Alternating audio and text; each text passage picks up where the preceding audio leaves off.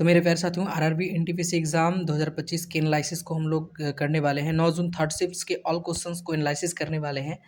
अगर आने वाले शिफ्ट्सों में आपके एग्जाम है तो प्लीज़ इस वीडियो को शुरू से लेकर अंत तक देखिए। 100% आपको हेल्पफुल साबित होने वाला है ये वीडियो। तो देखते हैं कि किस किस टॉपिक से किस किस लेवल के क्वेश्चन आ रहे हैं। तो क्वेश्चन पूछा गया था, राष्ट्रीय किसान आयोग की स्थापना किसने किया था? तो इसका राइट आंसर हो जाएगा एम एस स्वामीनाथन। ये ऑप्शंस भी थे आपको, एम एस स्वामीनाथन। एक क्वेश्चन पूछा था, डॉक्टर भीमराव अंबेडकर की 69वीं पुण्यतिथि दिवस के रूप में मनाया जाता है, वह किस तारीख को आती है? तो देखिए 6 दिसंबर को मनाया जाता है और ये 2024 में पिछली बार 69वीं पुण्यतिथि मनाया गया था। तो यहाँ से आप लोगों को ध्यान में रखना है। एक क्वेश्चन मेरे प्यारे साथियों आया था हिमालय से, देखिए ज्योग्राफी का क्वेश्चन आया था, हिमालय की सबसे उत्तरी भाग में स्थित श्रृंखला को क्या कहा जाता है? तो मेरे प्यारे साथियों, हिमालय की सबसे उत्तरी वाली श्रृंखला को हिमाद्री के नाम से जानते हैं, जबकि सबसे नीचे आपका शिवालिक होता है। एक क्वेश्चन था, निम्नलिखित में से कौन अप्रत्यक्ष कर का उदाहरण है, यानी इनडायरेक्ट टैक्सेस के उदाहरण? तो जीएसटी आपको पता है, जीएसटी एक अप्रत्यक्ष कर है, तो जीएसटी इसका राइट आंसर हो जाता। एक क्वेश्चन था, चंद्रगुप्त द्वितीय, जी हाँ, जिसको हम लोग विक्रमादित्य के नाम से जानते हैं, के बाद गुप्त साम्राज्य का शासन किसने संभाला था? तो एक कुमार गुप्त हो जाएगा, कुमार गुप्त इसका राइट आंसर हो जाएगा। नेक्स्ट क्वेश्चन देखिए, पूछा था शक शासक, जी हाँ, शक शासक जिन्हें एक्सलीन भी कहा जाता है, किस क्षेत्र से आए थे? तो ये मध्य एशिया से आए थे, इसका राइट आंसर हो जाएगा मध्य एशिया। उसके बाद एक क्वेश्चन था, ठुमरी निम्नलिखित में से किस राज्य का लोक संगीत है? तो ये उत्तर प्रदेश का है, ये ध्यान में रखना है। एक क्वेश्चन आया था, वर्ली किसान आंदोलन किस क्षेत्र से संबंधित है? तो मेरे प्यारे साथियों, वर्ली किसान जो आंदोलन है वो महाराष्ट्र से संबंधित है, महाराष्ट्र ये आपका राज्य से संबंधित है, तो इसका राइट आंसर महाराष्ट्र हो जाएगा। एक क्वेश्चन था, गीता रहस्य पुस्तक के लेखक, तो गीता रहस्य पुस्तक के लेखक बाल गंगाधर तिलक को ध्यान में रखना है। एक था, एशियाई विकास बैंक के बोर्ड का गवर्नर की 58वीं वार्षिक बैठक कहाँ आयोजित की गई? तो ये मिलान में, इटली में आपको 4 से 7 मई 2025 के बीच इसको आयोजित किया गया था, तो ध्यान में रखिएगा। ये लेटेस्ट करंट का क्वेश्चन पूछा गया था। एक क्वेश्चन था, 104वें संविधान संशोधन किससे संबंधित है? तो देखिए इसमें आपको बताया गया था अनुसूचित जातियों और अनुसूचित जनजातियों के आरक्षण के बारे में, तो यहाँ से आपको एक क्वेश्चन पूछा गया था पॉलिटी का। एक क्वेश्चन था, किस संविधान संशोधन के द्वारा दिल्ली को राष्ट्रीय राजधानी क्षेत्र बनाया गया? तो 69वीं संविधान संशोधन 1991 में, इसको ध्यान में रखिएगा।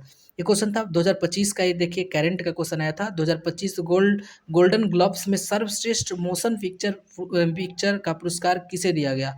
तो देखिए मोशन पिक्चर का पुरस्कार एक एमिलिया पेरिज को दिया गया था, इसको ध्यान में रखिएगा, एमिलिया पेरिज।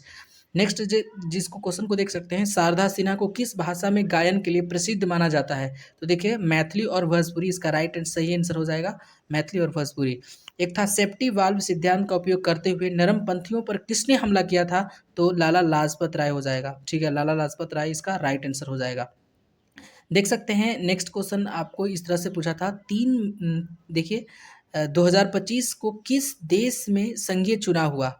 ठीक है, तो ऑस्ट्रेलिया में हुआ था संघीय चुनाव अब 2025 में 3 मई को, ठीक है। उसके बाद है, यूपी सरकार ने दिसंबर 2024 में स्कूल स्तर पर कौन सी खेल प्रतियोगिता आयोजित किया था? तो देखिए इसमें पीएम श्री स्कूल में खेल और सांस्कृतिक प्रतियोगिताओं को आयोजित करवाया गया था, तो 2024 का भी करंट पूछा गया।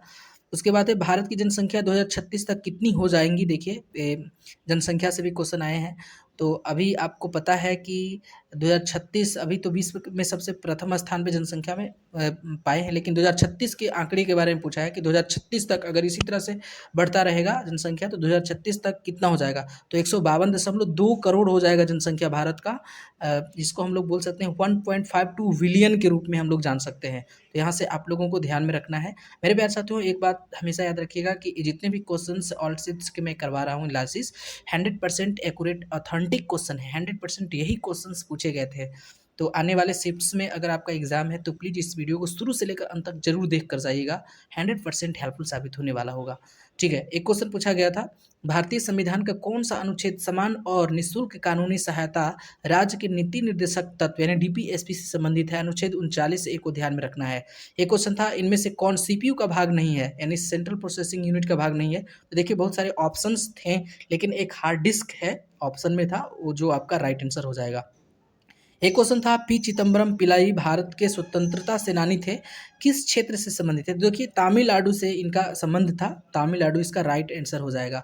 एक क्वेश्चन था मिशनर, ठीक है, मिशनर द्रव कैसा अनुचुंबकीय या चुंबकीय व्यवहार करता है? तो पैरामैग्नेटिक की तरह व्यवहार करता है, इसको ध्यान में रखिएगा। एक क्वेश्चन था 1773 के रेगुलेटिंग एक्ट के अनुसार मद्रास और मुंबई की प्रेसिडेंसी किसको रिपोर्ट करती थी? तो ये बंगाल के गवर्नर जनरल को रिपोर्ट करती थी, यहाँ से आप लोगों को ध्यान में रखना है, ठीक है। उसके बाद एक क्वेश्चन पूछा गया था मेरे प्यारे साथियों, देख सकते हैं, निम्नलिखित में से किस अनुच्छेद में राज्य के नीति निर्देशक तत्वों के अनुप्रयोग का उल्लेख किया गया है? तो आर्टिकल 37 में इसका उपयोग किया गया है, आप लोग देख सकते हैं, इसका उल्लेख आर्टिकल 37 में है। मेरे प्यारे साथियों एक क्वेश्चन था अस्मिता ऋण योजना किस बैंक द्वारा शुरू की गई एक विशेष ऋण योजना है? तो एसबीआई ने इसको शुरू किया है, लोन देने वाली योजना है। उसके बाद आप देख सकते हैं एक क्वेश्चन पूछा था आयु वर्ग में, यानी कितनी आयु वर्ग में भारत में बेरोजगारी दर लगभग कितनी है? तो 3.2%। ये रिपीटेड क्वेश्चन है, 5 जून के फर्स्ट शिफ्ट में इस क्वेश्चन को पूछा गया था, देखिए रिपीट कर गया है क्वेश्चन, ठीक है। उसके बाद एक क्वेश्चन कंप्यूटर का देखिए क्या है, कंप्यूटर में किसी सुविधा के माध्यम से बार बार किसी एप्लीकेशन की एक ही फाइल को जल्दी और आसानी से एक्सेस या क्रिएट किया जा सकता है? तो मतलब क्या करके किया जा सकता है? क्विक एक्सेस, ठीक है। कंप्यूटर में किसी सुविधा के माध्यम से बार बार एप्लीकेशन की एक ही फाइल को जल्दी और आसानी से एक्सेस या क्रिएट किया जा सकता है, क्विक एक्सेस उसको कहा जाता है।